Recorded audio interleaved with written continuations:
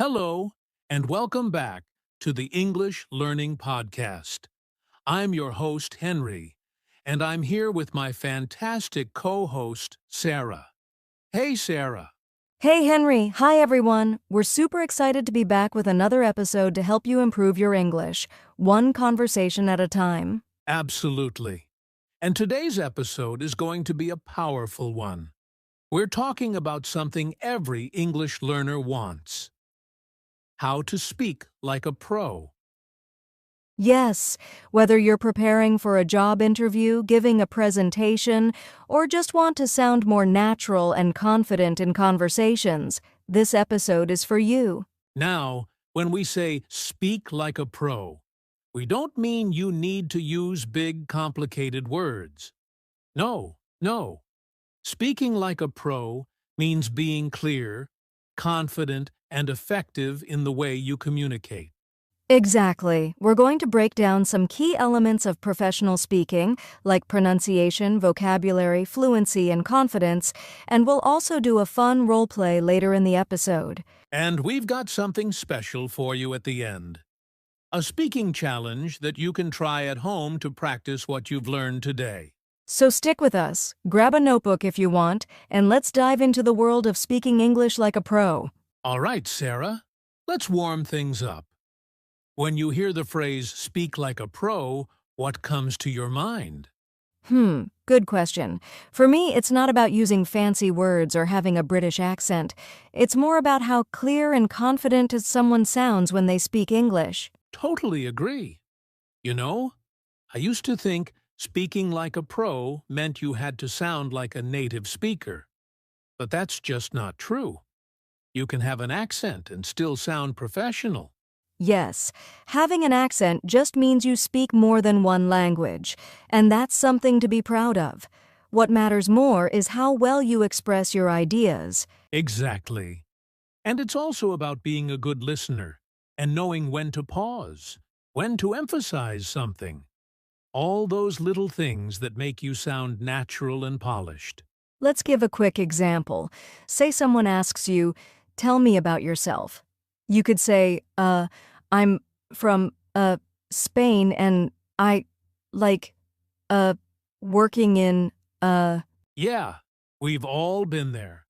But imagine if you said, I'm originally from Spain, and I have a strong interest in working with international teams. I enjoy learning languages and helping others communicate better. That sounds more confident, right? Very much so, and the only difference is practice, vocabulary choice, and delivery. You don't have to speak fast. You just need to speak clearly and with purpose. And here's the thing: speaking like a pro is a learnable skill. It's not a talent you're born with. It's something you build over time. Right? So if you're listening to this and thinking, "That'll never be me," stop right there. It can be you. We're going to help you take that next step today. Love that. So, let's break it down. What are the key ingredients to speaking like a pro? Coming up: pronunciation, vocabulary, and confidence. Plus, we'll share some tips you can try. All right, let's dive into our first key element: clarity and pronunciation. Sarah, why do you think this is so important? Well, even if your grammar is perfect, if people can't understand your pronunciation, your message won't come across. Clarity is what helps people follow what you're saying, especially in professional situations like meetings or presentations. Exactly. You don't have to sound like a native speaker, but you do need to be understandable. I always tell learners, focus on clear sounds, not fast speech. Yes. In fact, speaking slower often helps with clarity. You give yourself more time to pronounce words properly and think about your sentence structure. Let's talk about some common pronunciation challenges English learners face. One I hear a lot is mixing up ship and sheep. That short I versus the long E, it changes the whole meaning. Oh yes, and also live and leave same problem, vowel length. Let's do a little quick fix for that. Listeners, try this. Repeat after me, ship. Sheep, ship, sheep. Nice! And here's another one. The TH sound in words like think or this. A lot of learners replace it with S or D, so think becomes sink or this becomes dis. Totally. And that can cause confusion. A good trick is to lightly place your tongue between your teeth and blow air out. Like this think, this. Let's have our listeners try that out loud. Ready? Repeat after us. Think this thought. That's great practice. And here's a pro tip: record yourself speaking. When you play it back, you can catch mistakes you might not notice in real time. Oh yes, and there are free apps for this. Even your phone's voice recorder works fine. Record a short paragraph, maybe from a book or article, and listen for how you pronounce key words. Also, listen to native speakers. I love watching interviews or TED Talks with subtitles. You hear the rhythm, stress, and pronunciation all at once. That's a good point. English has word stress. For example, in the word present, if you say pre-sent, noun, it's a gift. But if you say present, verb, it means to give or show something. Right. Stress can totally change the meaning, and understanding that helps you speak more naturally. One last thing, don't let fears stop you. Yes, don't be afraid of making pronunciation mistakes. The more you practice, the more you improve. Every fluent speaker you've heard was once a beginner. So let's summarize. 1. Speak clearly, not quickly. 2. Practice tricky sounds like thou and vowel lengths. 3. Use word stress and intonation. 4. Record and listen to yourself. Coming up next, how your word choice can take you from sounding casual to completely professional. Let's go! All right, now let's talk about one of my favorite parts of communication vocabulary and word choice. Because, let's be honest, the words you use can really shape how people see you. Absolutely. And when you're speaking English in a professional or formal setting, your vocabulary becomes even more important. It's not about sounding complicated. It's about choosing the right words for the right moment. Exactly. Let's compare some everyday phrases with more professional alternatives, just to show our listeners what we mean. Instead of saying, I think, you could say, I believe, or in my opinion, more polished but still very natural. yes. And instead of saying, I'm not sure, you could say, I'm not certain, or let me double check and get back to you.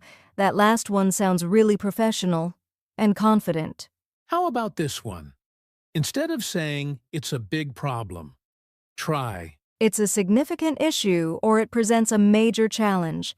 You still express the same idea, but with a more refined tone. now, let's make it fun. I'll say a basic sentence, and you upgrade it. Okay, I don't like it. How about, it's not to my preference, or I'd prefer an alternative. Nice. How about, she's really good at her job. She's highly competent, or she demonstrates strong professional skills. I love that. And now for our listeners, try this one. Take the phrase, I want to say something, and think of a more professional way to express it. We'll give you a few seconds. Here are some options. I'd like to add something, or may I contribute a point? See? Same meaning, just smoother and more professional. One of the best ways to build your vocabulary is to learn words in context. So, instead of memorizing long lists of words, read short articles, watch interviews, or listen to podcasts like this one. Yes, and notice how professionals speak in meetings, interviews, or conferences. You'll start to pick up not just the words they use, but also how they say them. Also, use collocations words that naturally go together. Like, make a decision, not do a decision. Take responsibility, not have responsibility. That's a big one. And don't worry if you mess up sometimes. What matters is that you keep using English actively and keep improving your word choice. Let's quickly summarize. 1. Upgrade casual phrases to more polished expressions. 2. Learn vocabulary in context, through reading and listening. 3. Use collocations and natural pairings. 4th, practice paraphrasing simple sentences into professional ones. Coming up next, the secret to sounding confident and fluent, even when you're nervous. You won't want to miss it. All right, it's time for one of the biggest challenges for English learners: confidence and fluency. Sarah, even advanced learners sometimes say, "I know the words, but I freeze when I speak." Oh yes, that's super common. And honestly, even native speakers get nervous in professional settings. But the good news is, confidence is a skill, not a personality trait. Exactly. And confidence leads to fluency. When you're relaxed, your brain can access the words faster. But when you're tense, you second-guess yourself, right? So true. One thing I always tell students is, don't aim for perfect. Aim for progress. You don't need to speak like a news anchor. You need to keep the conversation going. That's where fluency comes in. Fluency doesn't mean speaking fast.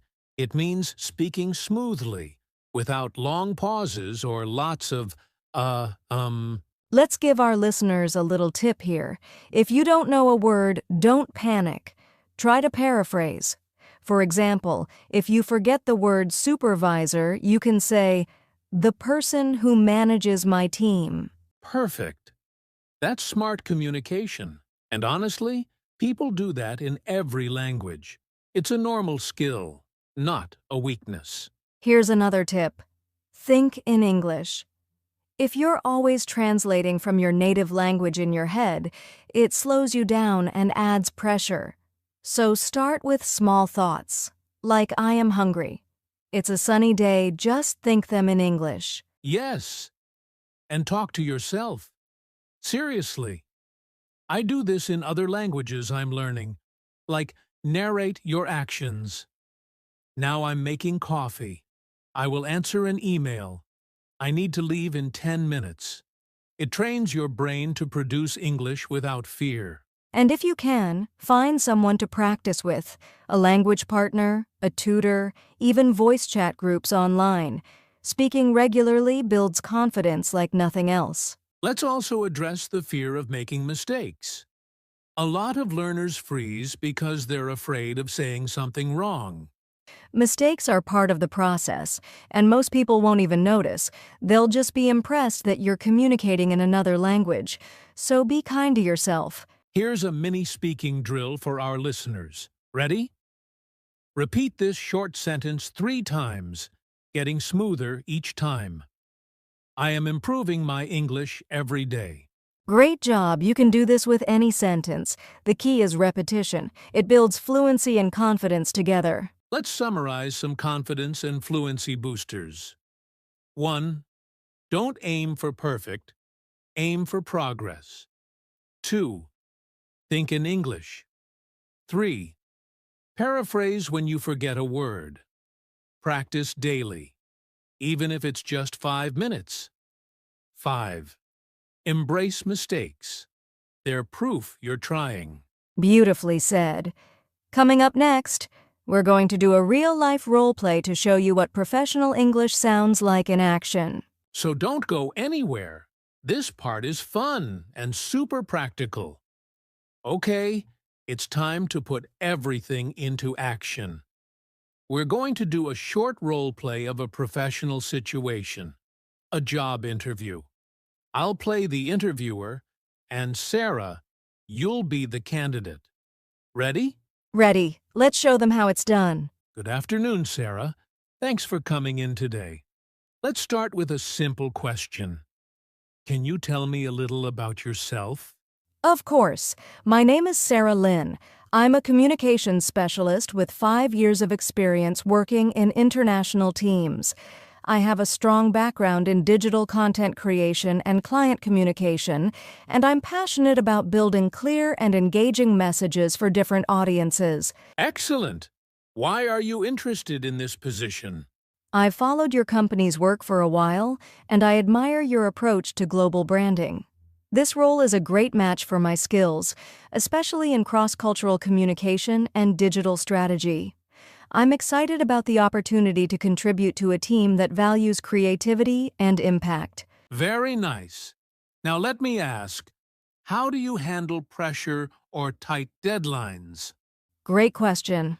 I stay calm under pressure by staying organized and focusing on priorities. I use task management tools to break down large projects into smaller steps, and I always communicate clearly with my team to avoid surprises. I see tight deadlines as a chance to stay sharp and efficient. Great answers, Sarah. Thanks again for coming in today. Thank you for the opportunity. I really appreciate your time and hope to work with you soon. All right. And scene. That was awesome, Sarah. You sounded clear, confident, and professional. Thank you. And notice, I didn't use difficult words. I just made sure my ideas were organized and I used positive, professional language. Right. You used phrases like, I have a strong background I'm passionate about. I stay calm under pressure. All of those sound great in interviews or presentations. And I made sure to pause to give my answers space. You don't need to rush.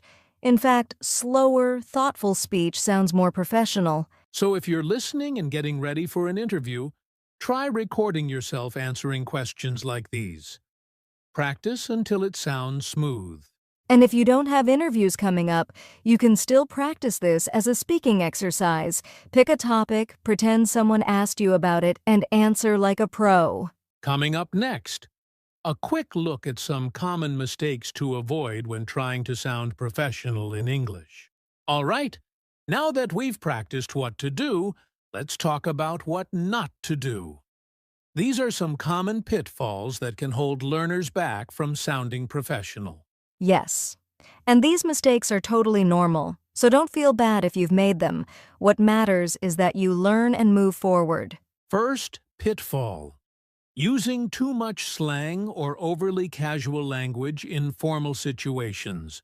For example, saying, "Yeah, totally. That's cool in a business meeting, not the best choice."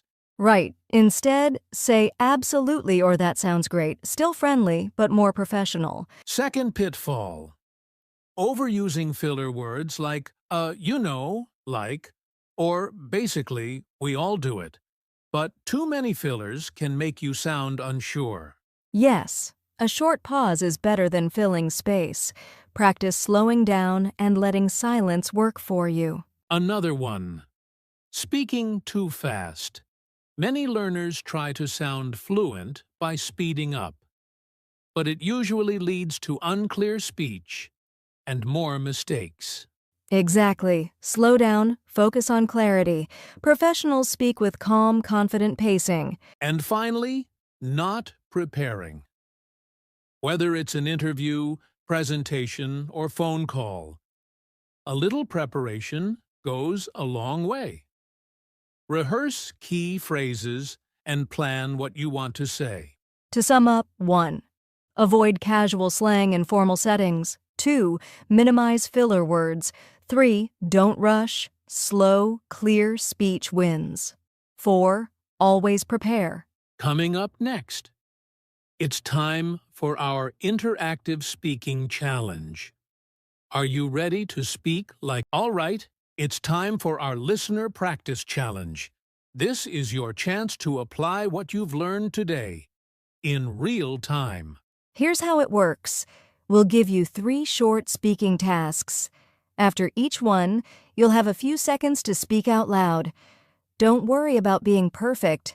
Just practice speaking clearly and confidently. Ready? Here's task 1. Introduce yourself professionally in 2 or 3 sentences. Think about your name, your background, and what you do. Go ahead. You have 20 seconds. Great job. Now here's task 2. Explain how you stay organized at work or school.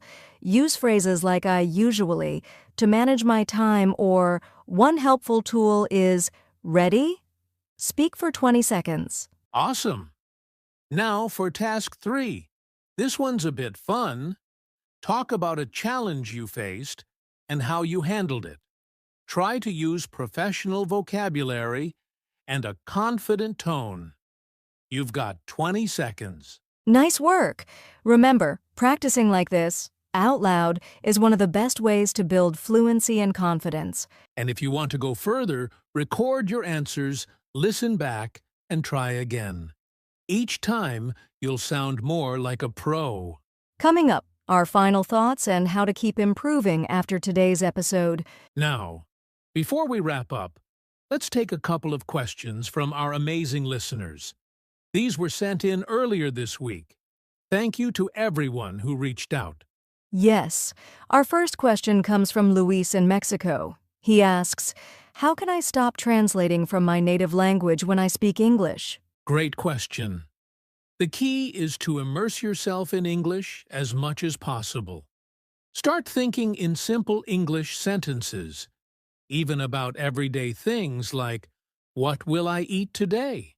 Or, I need to go to work. Also, surround yourself with English podcasts, music, short YouTube clips. The more input you get, the more naturally English structures will come to mind without translation.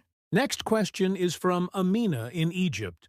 She says, what if I know a lot of vocabulary but still can't speak fluently? That's so common, Amina. Knowing words is only part of the picture. Speaking fluently means you've practiced using those words in real conversation. Try speaking daily, even just for 5 minutes. Practice thinking aloud, joining online conversation groups, or even shadowing native speakers. And don't worry about long sentences. Start small and build up. Fluency comes with consistency. Last one, from Ravi in India. How can I sound more confident in meetings or interviews? Awesome question, Ravi. One tip, prepare a few go-to phrases ahead of time. That way, when you're nervous, you don't have to think. You already have the words. And slow down your speech. Confident speakers don't rush. Use pauses to give yourself time and show you're in control. Great questions today. If you have one for a future episode, send us a message on Instagram or email us. We love hearing from you. Coming up, our final thoughts and tips to keep growing after today's podcast. All right, we've covered a lot today. Let's quickly recap the key takeaways from today's episode, so you can walk away feeling confident and ready to speak like a pro.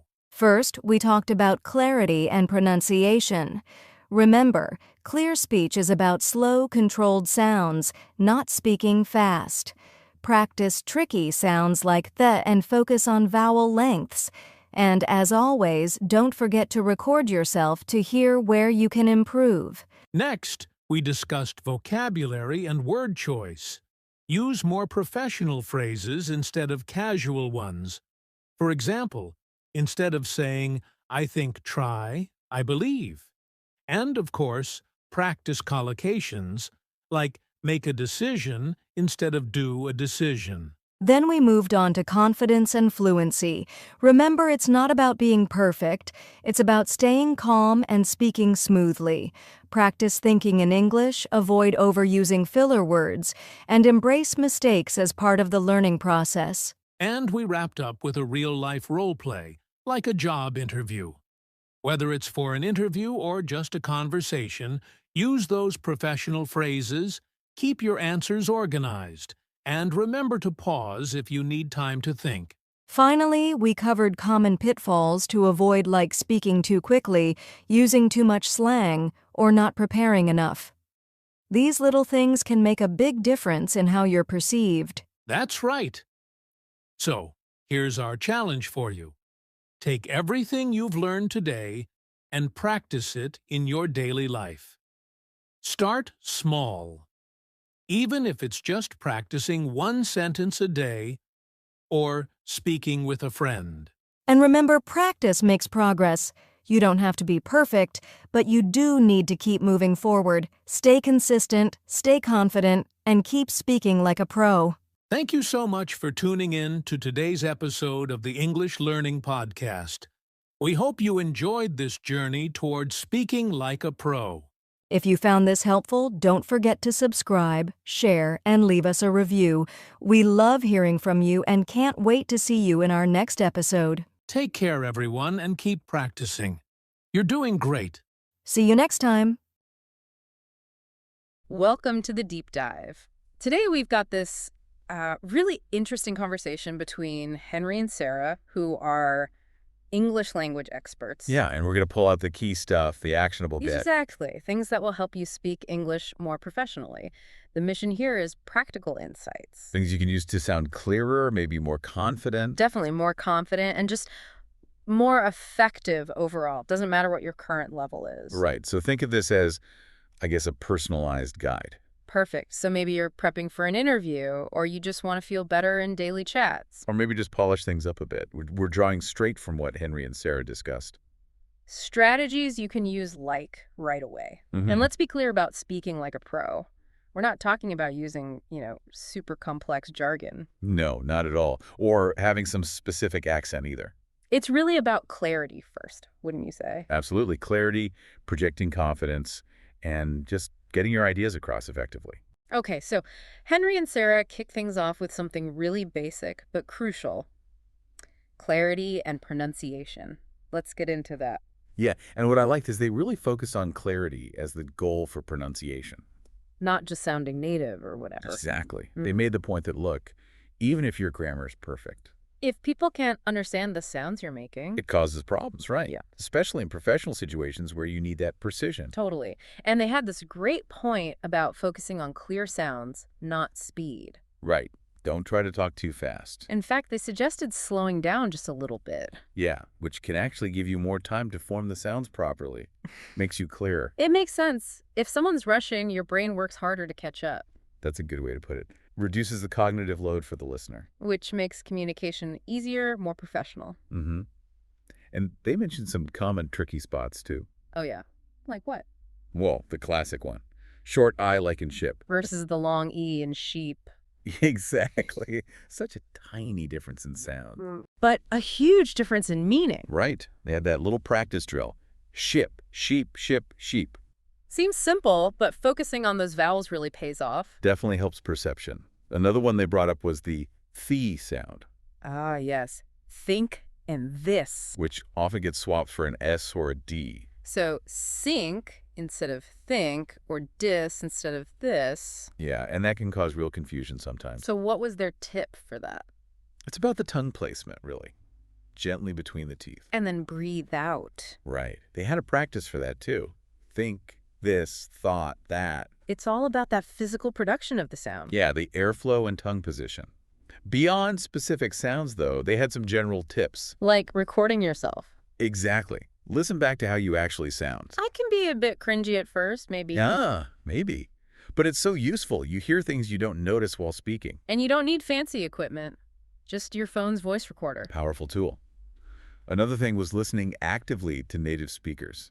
Interviews, TED Talks, things like that. Yeah, especially with subtitles on. You pick up rhythm, stress. Not just the words, but the music of the language. Well put.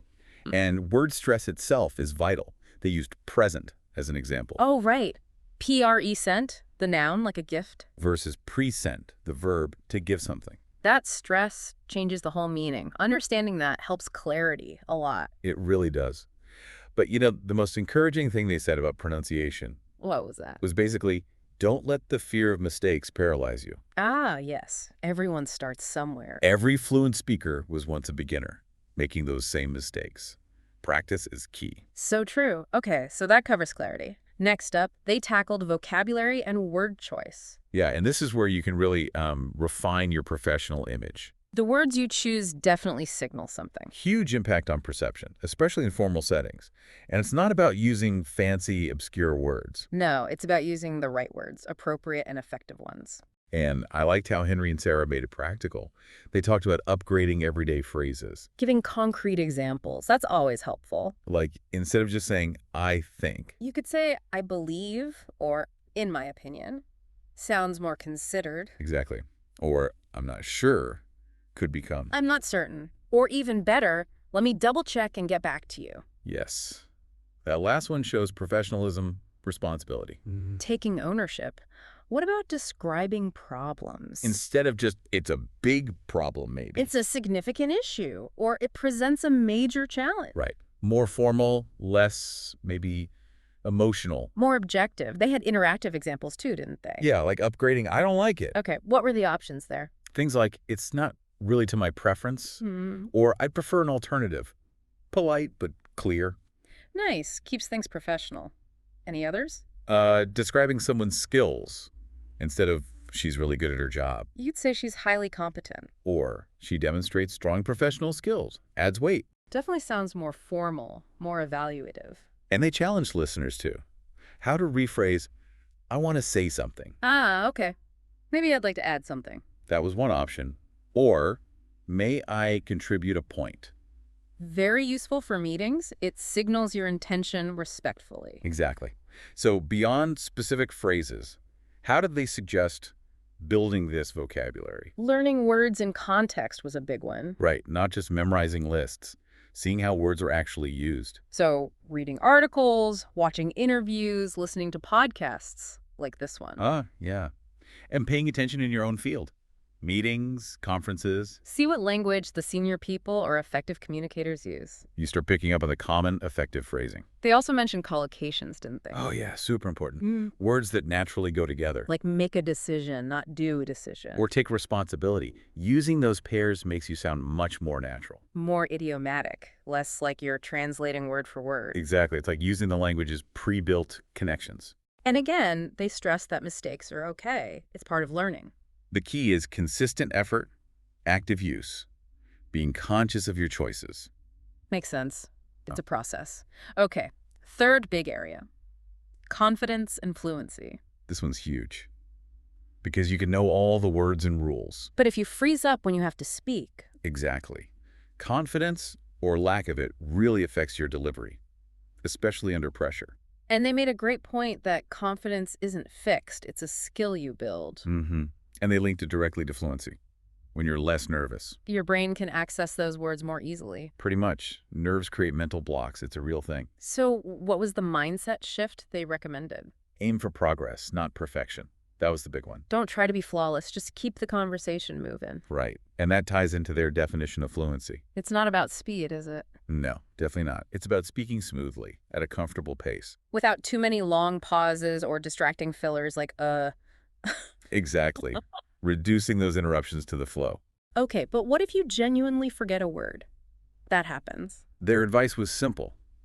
Paraphrase. Explain it using other words. Don't just stop talking. Right. Their example was great. If you forget supervisor, say. The person who manages my team. Exactly. It shows resourcefulness. It's a normal communication strategy anyway. Good point. What else helps build that fluency? Thinking in English was a big one. Try to cut out the translation step. That constant back and forth in your head slows you down. It does. Start simple. Think about what you're doing right now in English. They even suggested talking to yourself. Yeah, might feel weird, but narrating your actions. I'm making coffee. I need to send this email. Trains your brain to produce English more spontaneously.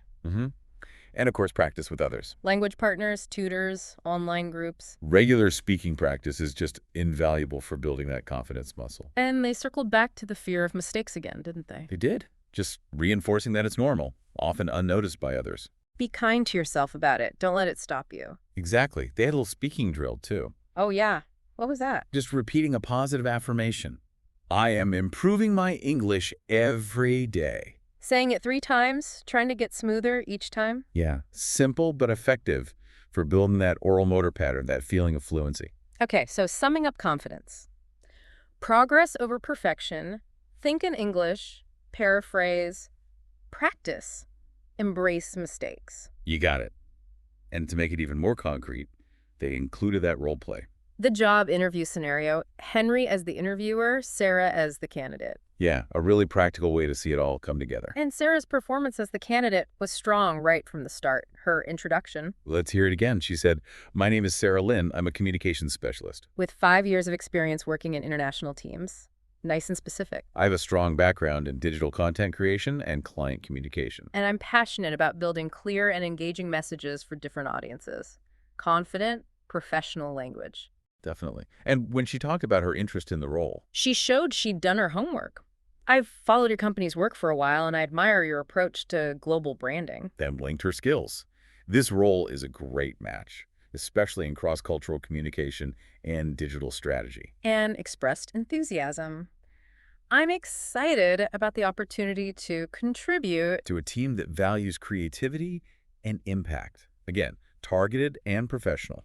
And the question about handling pressure. That's a common one. Her answer was really well structured. I stay calm under pressure by staying organized and focusing on priorities. Good start. Then she gave specifics. I use task management tools, break down large projects. And I always communicate clearly with my team to avoid surprises. Uh-huh. Proactive communication. And she framed it positively.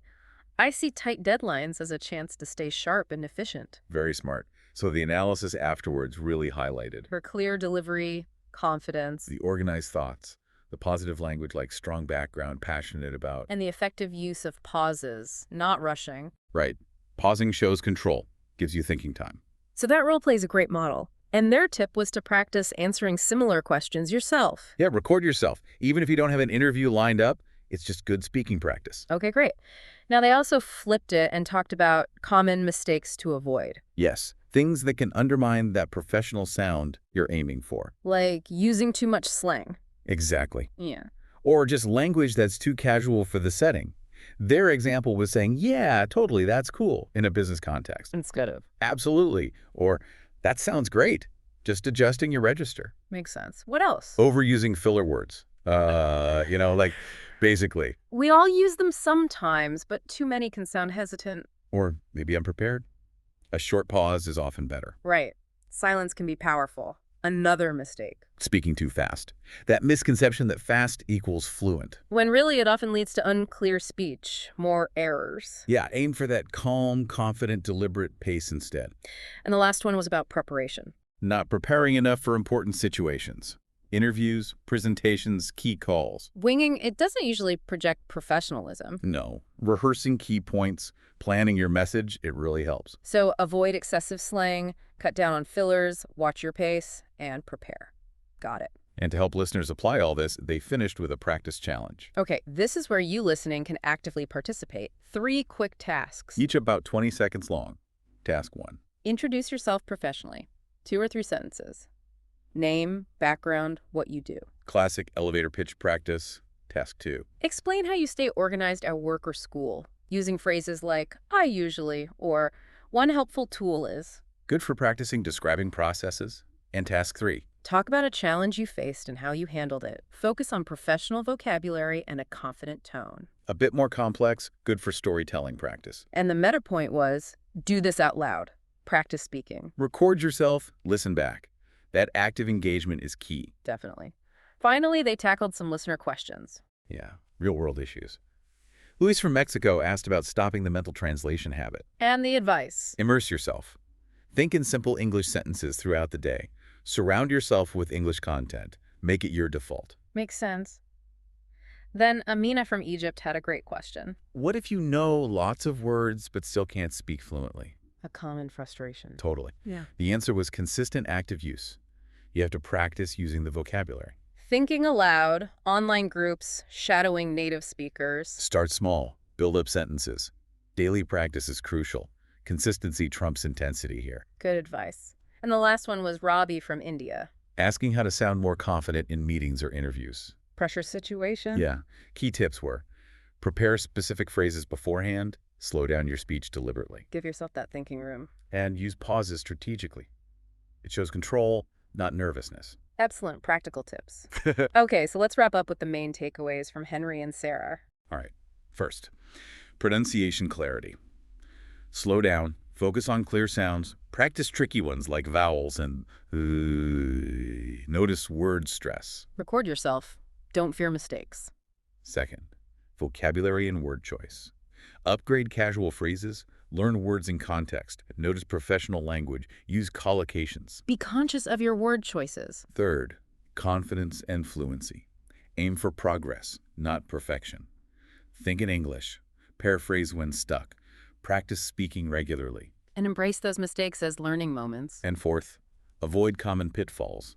Watch the slang in formal settings. Reduce fillers, don't rush your speech, and always prepare. Okay, that's a solid summary. So the final challenge to you listening is to take one thing, just one insight from Henry and Sarah. And apply it today or this week. Start small. Maybe upgrade one phrase you use often, or practice that tricky sound for 5 minutes. Consistent small steps lead to big improvements. Exactly. Stay consistent, trust the process, stay confident. And keep speaking, keep practicing. We're genuinely excited for your progress on this journey.